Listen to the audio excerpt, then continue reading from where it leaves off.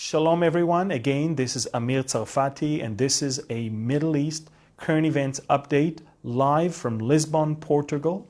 I'm here for a couple more days. I'll be heading back home to celebrate my wife's birthday, and from there, a day later, head to my speaking tour in Japan, in Australia, and in New Zealand. So, what is it that we have to talk about? Oh my goodness, so many things. First of all, a funny thing. Let's start with some smile on our faces.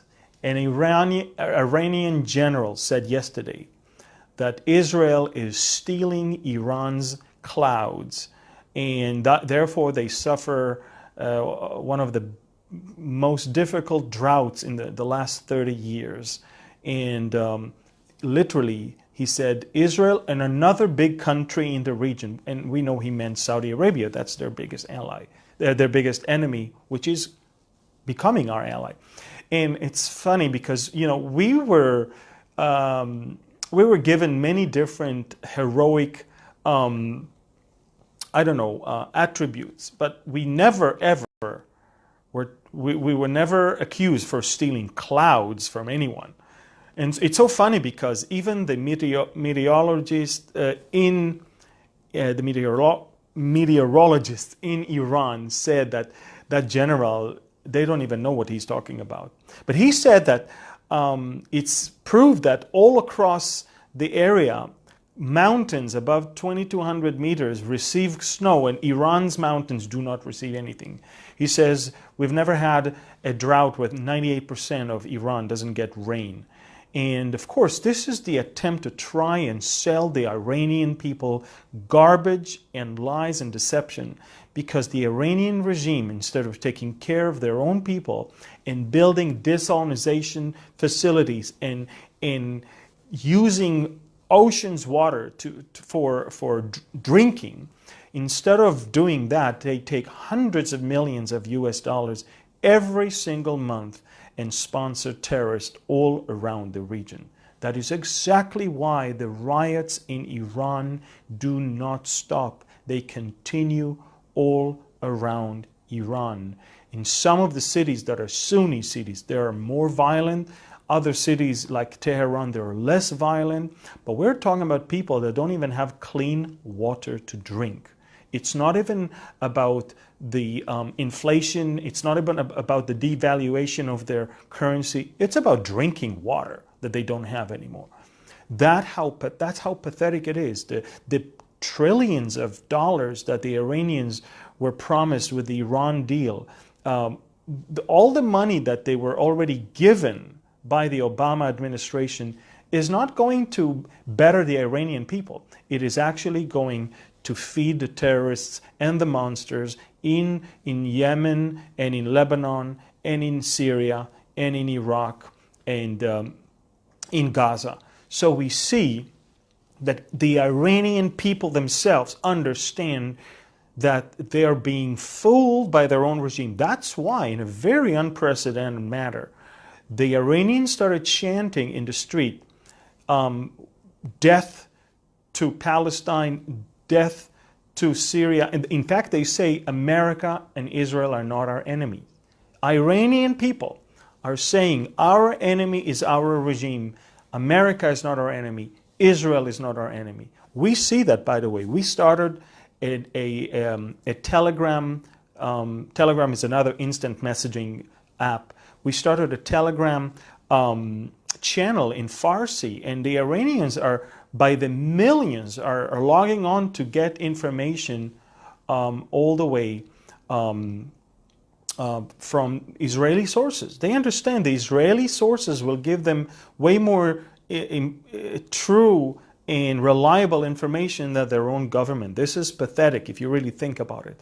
So what we're looking at right now is that the Iranians are not only being pressed by those the harshest sanctions ever from the American administration, and these things are causing the people of Iran to come out of their houses to the streets, but they're also being pressed by their own people. And you have to understand something. A regime that fears that he's about to be toppled by its own people will do whatever it takes to preserve itself. That is exactly what the North Koreans are doing, and that is exactly what the Iranians are doing right now.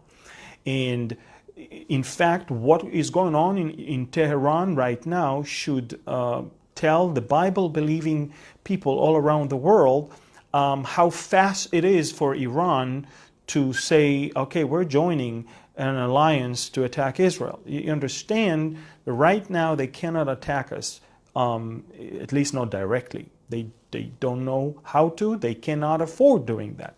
But when their back will be towards the wall and there's nothing for them to lose, then they will join the coalition of all those who suffer, such as Russia, that is suffering a tremendous economic recession, as well as Turkey, whose lira plunged dramatically. And so we're watching an interesting thing. Yes, it may be about religious matters, but in reality, the bottom line, the entire Ezekiel thing, as Ezekiel himself described, it's about financial gain. It's about spoils. It's about, survival for those countries. And so we're watching it, and it is one amazing thing to watch, to see what the Iranians are doing. It's very interesting that the Iranian president was invited to a meeting with the Europeans and all those who sign on the Iran deal. And I can't understand why the Europeans invite him when they just arrested today an Iranian diplomat in Paris that was at the head of the ring of a terrorist group that was about to launch a terrorist attack in France. You can imagine the Iranians, they don't stop for a second. They plot. In fact, the head of the intelligence of Bavaria, one of the states in Germany, concluded that both Iran, North Korea, and Syria are out there to get nuclear weapon. They're not stopping for a second their efforts. This Iran deal is a bluff. It's a lie, just as I believe the North Korean one. I mean, I'm not living in denial. I understand that Kim Jong-un not yet has given up his plans. I believe that he's still deceiving the world, and he might have to feel some of the fury and fire before he decides to abandon his plans. But one thing is for sure, Iran is still on the path. They reactivated one of their uranium enrichment facility already. We're watching it closely, and we see that they don't waste time. So in Iran, we have amazing riots across the country. The greatest drought in the last 30 years. They don't have rain. They have no water in the tap. And it's very, very interesting what's going on there right now. I wanted to continue also and tell you. So first of all, Israel is being accused for stealing Iran's cloud. So let's face it, we might be great. We might be very, very good in what we do, but we're not that good. We don't steal clouds from other countries that are 1,500 miles away from us. We might be very sophisticated, but we're not that sophisticated. So that's a nice joke, and I believe if you go to the Iranian, the Iranian online cyber world right now is full of jokes about that general. It's quite pathetic to see what they do. Now let's talk about something, unfortunately, more serious. The Russians are conducting heavy bombings in the city of Daraa in the southern part of Syria. Daraa is where all the entire civil war in Syria started almost more than 8 years ago. Daraa is where it started. It started all with a funeral that ended up with a bloodbath of the regime, and that caused everything. Now, I want you to understand that the Russians are afraid that the Iranians will take control of things and cause the Israelis to react, and then everything will go down south. So what the Russians are doing, they're saying, we will run the show.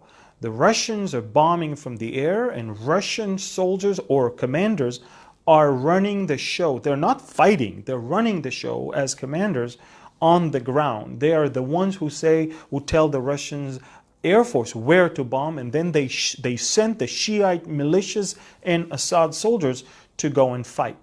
The militias are very, very poor in the way they fight. So are the Assad's soldiers. So on the ground, the rebels have some good success. However, the rebels are clueless as of what to do with the Russian heavy bombing. And those bombings, just so you understand, they have been killing civilians by the dozens. We're talking about more than 200 people that died over the last week. Just over the last 48 hours, 80 people died, of which 23 were children. Now I'm asking you, where is the UN Security Council? Where is the UN Human Rights Council? Where is the wall-to-wall condemnation of killing? When Israel killed 95% of Hamas terrorists, the world was saying that Israel is conducting a massacre in Gaza. And when the Russians are bombing villages and towns and they kill scores and dozens of innocent children, obviously they're not terrorists, you know that. No one says a word. So the world in its purest form of hypocrisy is there, and no one, of course, is saying a thing. That I want to say that we're talking about almost 250,000 people that are now fleeing out of their houses. The UN Human Rights Council is now demanding Jordan to open its border. They will not tell the Russians to stop bombing. They will not tell Assad to stop bombing. They will demand Jordan to open its borders. In fact, the Syrians are fleeing towards Israel. Israel said that we cannot open our borders because we understand that the terrorists may come. But Israel will gladly help in whatever we can. Over the last few days, Israel conducted an operation in the depth of Syria where we brought tents, we brought food, we brought medicine, we brought some first aid instruments. Israel is helping Syrians. Those who've been our enemies are now being aided by the Israelis, while their own people and their friends are killing them. Not only that, over the last 48 hours, Israel also managed to get some wounded Syrians, amongst them several children, into Israel, and we're treating them in Israeli hospitals. So Israel is treating the wounded Syrian children and is giving food and medication to the Syrian people. And I cannot say that about Russia, about Assad, about Iran, about Hezbollah, or about Turkey. So we're watching something that is going on, and the Syrians themselves, they already know. If we want to find peace and remedy and help, we'll come to the Israeli side. They are the only ones that we know that will never, ever kill us. This is what the Syrians know. By the way, that's what also the Palestinians know, but they will never tell the world. We treat in Israel many of the wounded children in Gaza. The Hamas is sending them out towards the border to get shot by Israeli soldiers. And then we take them and treat them because obviously that's not our intention, to shoot at children. We want to kill the terrorists, but the terrorists is using them as human shields. So that's what Israel is doing. This is this is what we believe in. This is our moral compass, and we will always do that as long as we can. So again, the Russians are bombing. The Russians are running the show on the ground and in the air, and the Shiite militias and Assad soldiers are just useless. Israel is keeping its eye open. You understand that as long as the war was going on the eastern part of Syria, we didn't mind. But what the problem is, the war is getting closer and closer to the Israeli side, to the Israeli border, to the Golan Heights. And this is where Israel is not going to allow neither an Iranian entrenchment nor a violation of Syria of the May 31st, 1974 disengagement agreement. This agreement is the last agreement Israel ever signed with Syria, territorial and military agreement. And the agreement limits the soldiers and the tanks and the artillery in certain areas around the border. And if Assad will take advantage of the situation, and if Assad is going to play games and move troops and artillery and tanks into areas where he's not allowed to according to the 1974 disengagement program or plan, then Israel will have to react. The Israelis already told both the Americans and the Russians that we will not tolerate a violation of the disengagement agreement. And we're in close contact with the Kremlin and with Washington. And it's very interesting. Israel is the only country in the world that both Russia and America are counting it, as of now, as close ally. The entire Russian command of the Russian army visited Tel Aviv not long ago to sit in. Let me even tell you more. And I know that to some of you it might sound very spooky, but there is a Russian officer in the Israeli headquarters of the army, and there is an Israeli one in the Russian headquarters in Moscow to be able to coordinate the Israeli actions in Syria. You must understand, Russia controls Syria today. And if Israel wants to hit the Iranians in Syria, we must make sure that the Russians will not interfere, interrupt. And so far it worked. And it worked because the Russians are in love with that collaboration. Make no mistake, the Russians are only taking care of their own interests. As of now, their interest is to keep the stability of Syria, and by doing so, they don't like the Iranian shenanigans, and they are allowing Israel to take care of Iran in Syria. The Russians are an ally of Iran when Iran stays in Iran. When Iran is in Syria, Iran poses a problem to the Russians. And as Prime Minister Netanyahu said in his latest interview, he said that for the Russians, the Iranians are a problem because they are a competition for the spoils of war. So Israel eyes, we do have problems on the Gaza border, by the way. They're sending kites and balloons. It's ridiculous. And they're sending kids to send it. And all they do is they create some brush fire around the area. But it's not really any major damage. And it's not a threat to the security of Israel or to the existence of Israel. They've never been so. That's why the real headache of Israel right now is on the northern border. And we also made it very clear to Iran and to the Hezbollah that if Iran is going to do something in Syria using Hezbollah, Israel will keep the right to attack Hezbollah in Lebanon. And Hezbollah, by the way, answered us that if we will attack Hezbollah in Lebanon, they reserve the right to attack us from Syria. This is exactly why we do not want Iranian entrenchment in Syria, because now we have the Iranian headache both in Lebanon and in Syria. Now, one more thing, and by the way, everything I mention, as you know, there is a biblical implication to it, because think about it.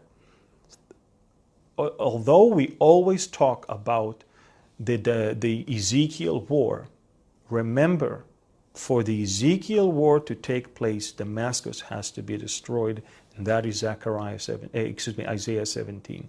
And for Damascus to fall, then there has to be some sort of a threat coming from that area. And therefore I'm saying, we're watching what's going on in the north, we're watching Syria, because both the Iranians and the Hezbollah could take advantage of the situation and actually attack us from there. And Israel retaliation will be on the Syrian regime, whom we hold as responsible for what's going on in his own country. So very, very interesting to see this thing. Now, before I congratulate the Americans for their 242nd birthday tomorrow, I will tell you that the Israeli Prime Minister just today, I think, in an event, congratulated the American people for their embassy, for their anniversary, but also said that this is the first time since the America and Israel exist as sovereign countries. It's the first time that the American embassy in Jerusalem is receiving all the congratulations. This is historic. This is amazing. And I want to congratulate all my American friends. Happy 4th of July. Happy Independence Day to all of you. Okay, one more thing, couple more things. First of all, Prince William, as you know, visited Israel just a few days ago. And as he returned back home, he said he pledged to make peace in the Middle East his lifelong project after his historic 5-day trip to the region. Lifelong project. He vowed to not rest until he brings peace to the Middle East. Remember these words, because we're going to hear them coming more and more from young and charismatic European leaders. Now, he's not that young and charismatic in my eyes. And in fact, if you only saw what the Israelis said about how Britain, is so anti-Israel in the last few years in light of the growing Muslim population in it, and how Britain was anti the Jewish immigration in the 1930s into the land of Israel, you also need to know that at the same time, we are seeing how the trend is to bring a lasting peace to the Middle East. And remember that, because the Antichrist eventually will come as a man of peace who will introduce peace to the region. So that is, of course, that one. Now, I just congratulated the Americans for, of course, the 242nd birthday. And of course, I said that this is the first birthday that America has when Jerusalem is recognized by it as capital and the embassy is in Jerusalem. But we have some good news. It's not official yet, but apparently we're talking about the four countries, the Visegrad Quartet, Poland, the Czech Republic, Hungary, and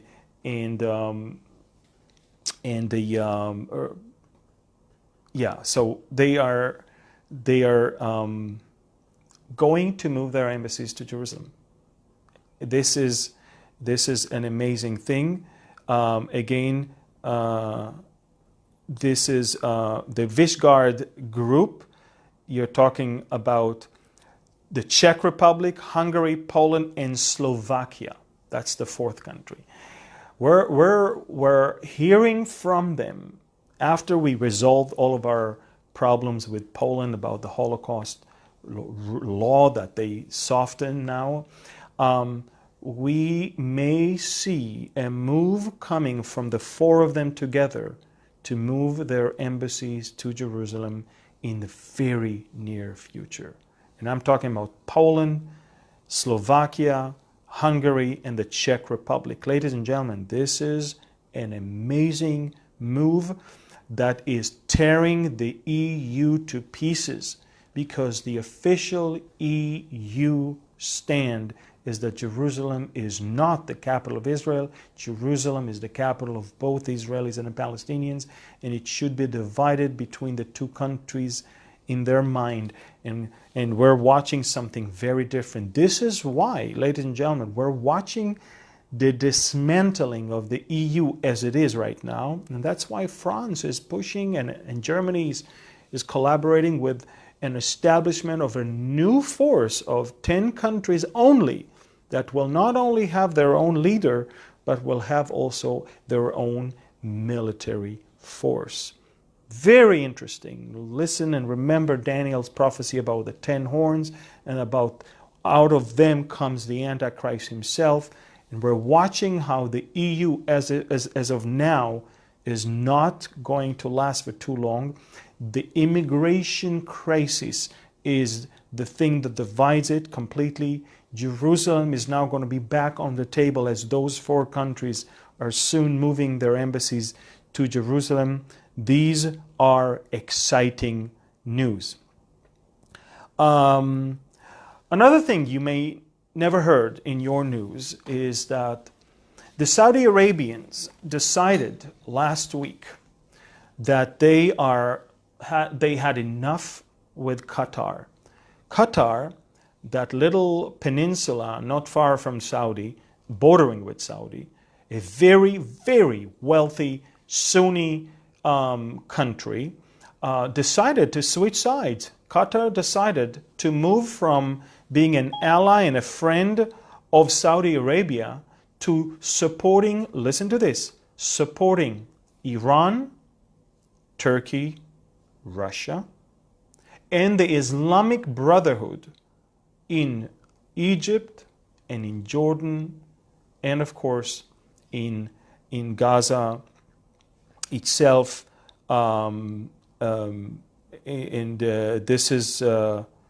This is very, very interesting thing, and you understand that what we're watching is very interesting. Listen to what the Saudis decided to do. The Saudis decided, and of course, in the beginning, the world media thought it's a joke, but the Saudis decided to invest $750 million, and within 90 days to begin the work of a channel that will be in their territory, that will completely cut off the peninsula of Qatar from Saudi Arabia and create an island called Qatar. Now, the channel is not on the Qatari side, so the Qataris cannot say anything. The Saudis say, well, in our territory, we can dig whatever we want. The Saudis, they're talking about 60 kilometers, 200 meters wide, 20 meters deep, and we're talking about a project that they're planning on investing $750 million, and they want it to be done within a year. That's how angry they are with the Qataris. Ladies and gentlemen, this is unbelievable. And the more we hear, you see, now, after the Saudis and the Qataris were best friends and they know all the secrets of each other, now when they're not friends anymore, the Saudis are bringing all the dirty laundry outside. The Saudis are just telling us, they're telling us that the Qataris paid a lot of bribery, a lot of money under the table to FIFA, the football association, for the next World Cup games to be held in Qatar in 4 years. We're talking about hundreds of millions of dollars that were paid under the table to the leaders of FIFA. Oh, not only that, we know about the funding of U.S. Institutions, research institutions, the funding of those, and the payment to American politicians to stand right there at the head of those institutions once they retire. Ladies and gentlemen, Qatar bought governments, Qatar bought banks, hotels, Qatar bought FIFA, sport clubs all across the world, and the Saudis decided enough is enough. The Saudis have their own TV network, Al Arabiya. The Qataris have Al Jazeera. Al Jazeera is an amazing propaganda machine of the Qataris, and all they do is bashing the Saudis days and night. And the Saudis have had enough of that one. So we're watching some very interesting things that are happening on the other side. Now, since Qatar is helping Iran, and Iran is funding the Yemenites, and the Yemenites are attacking Saudi Arabia every day. By the way, today, a Saudi child got injured from a piece of a rocket that was flying from Yemen. The Yemenite Houthis are sending rockets towards Riyadh and towards other Jeddah and other Saudi cities almost on daily basis. Your news will never tell you that. The Saudis understand that the only people that will help them fight Iran are the Israelis. They understand that the former administration of America, as well as all of Europe, collaborated with Iran. They understand that it's hard to trust others but Israel. Israel is the only country that is determined to stop Iran and Iran's attempt to entrench itself in the whole region. Therefore, the Saudis are changing their tones right now. I'm watching Saudi military analysts and Saudi political analysts on their own TV saying clear and simple, like never before, that Israel not only has the right to exist, but the Palestinians are damaging themselves every time they say no. Because, and I mean, it's unbelievable how the Saudis knows the history very well, all the way from the time of the 1930s until now. They remember every moment that the Palestinians said no and the Israelis said yes. As our former foreign minister said, the Palestinians never missed an opportunity to miss an opportunity. This is quite sad. So we're watching drama in the Saudi-Qatari side right now. This is going to, by the way, Qatar, it's very interesting. It means an island. It's very interesting. It's almost like a prophetic name to that place. And so we're watching that going on. And speaking, by the way, of the Palestinians saying yes or saying no, we just found one more coin, a coin that is talking about Israel and Zion, a coin that is from the last year of the Jewish revolt against the Romans in 70 AD, and it says on it in ancient Hebrew, for the redemption of Zion. When was the last time you saw a Palestinian coin? When was the last time you saw for the redemption of Allah or Al-Aqsa or whatever? It's not there. It's baloney. It's a phony, it's a fake thing that the world has been feeding you for all those years, that there is a people called Palestinian, there was a land called Palestine. No such thing. The name Palestine was given to the region by Adrian Caesar, naming after the Philistines. It's nothing to do with Arabs or with Muslims. And if anything, I already quoted Nehemiah chapter 2 when it says that neither the Arabs nor all the other region have any rights, memorial, or heritage in Jerusalem. This is all baloney. When they see that serving their interests, suddenly they're super pro Jerusalem. But Jerusalem never ever meant anything to the Muslim leaders throughout the years. And nobody ever really lived here. They all lived elsewhere. Ladies and gentlemen, as I said, Jerusalem was, is, and will be the capital of Israel. And in fact, I'm working on a message now called, Who Did God Give Jerusalem To? And I know that a lot of you will probably automatically say, Israel. But the answer is quite interesting and may surprise you. It's not that he never gave it to Israel, but who did God give Jerusalem ultimately to?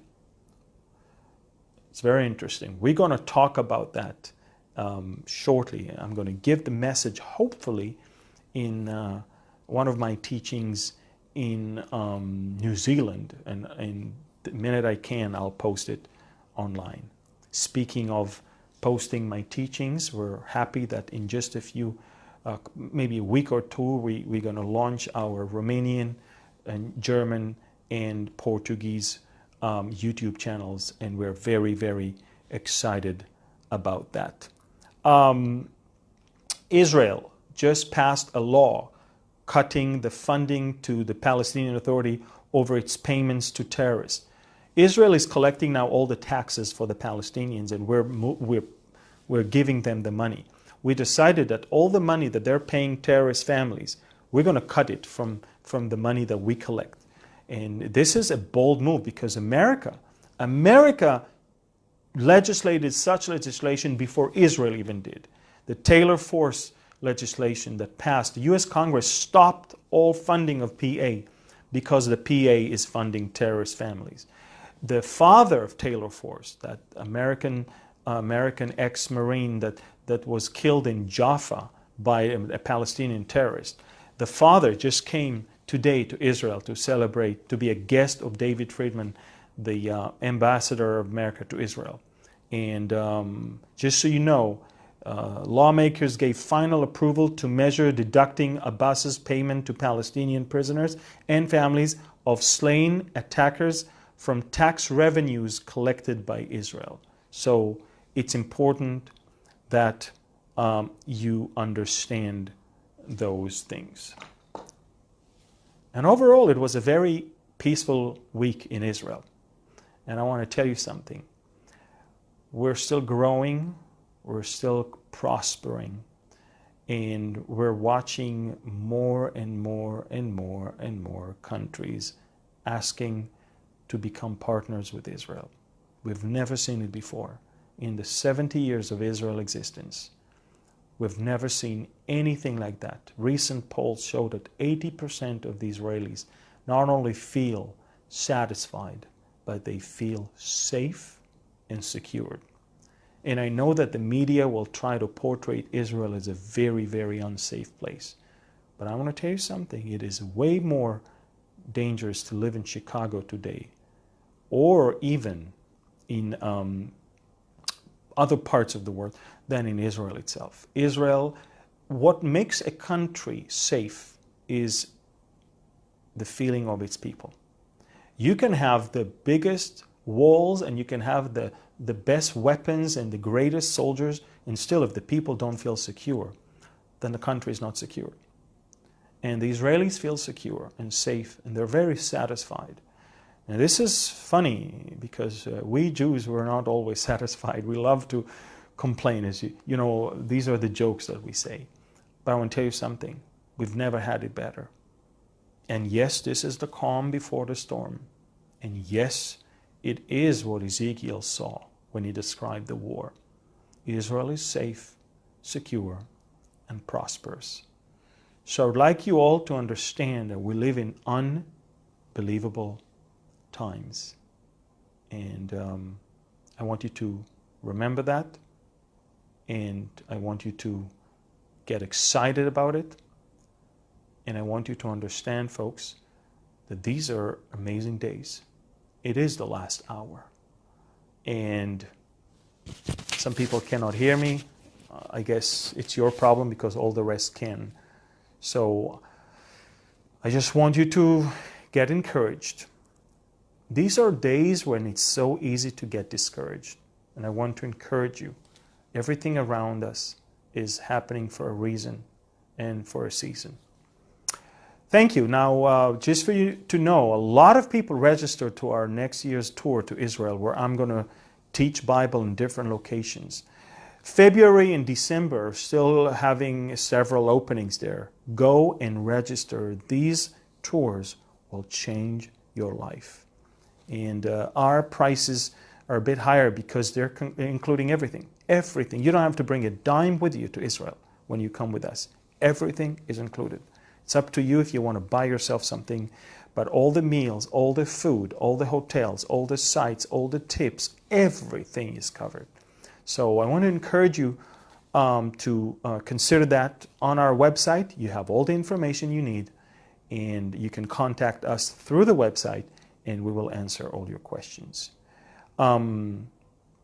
Apart from the 63-year-old and the 80-year-old that wanted to come to the young adults tour, I guess we've got enough applications. We received enough applications for our scholarships, and we're going to go through them and get the right people to be of the 25 that will win the scholarships for next year's young adults tour. Thank you again for your prayers. Thank you for your support. Thank you also for remembering my health. I feel great, and I'm really ready for my big tour in Asia. So let's finish this update with the Aaronic blessing. All right, so let's do it. יברכך אדוני וישמרך. יאר אדוני פניו אליך ויחונקה. יישא אדוני פניו אליך וישם לך שלום. May the Lord bless you and keep you. May the Lord shine his face towards you and be gracious to you. May the Lord lift up his countenance towards you and give you peace. His shalom, that peace that surpasses all understanding, that peace that the world cannot give, nor can the world understand. It's the peace that only can come from the Prince of Peace, the Lord of Peace, who can give you peace now and forever, here and everywhere. It is Yeshua, our salvation, Jesus. And in his name we pray. And all of God's people say, Amen. Amen. Thank you. God bless you. I love you. And shalom from Lisbon, Portugal. Bye-bye.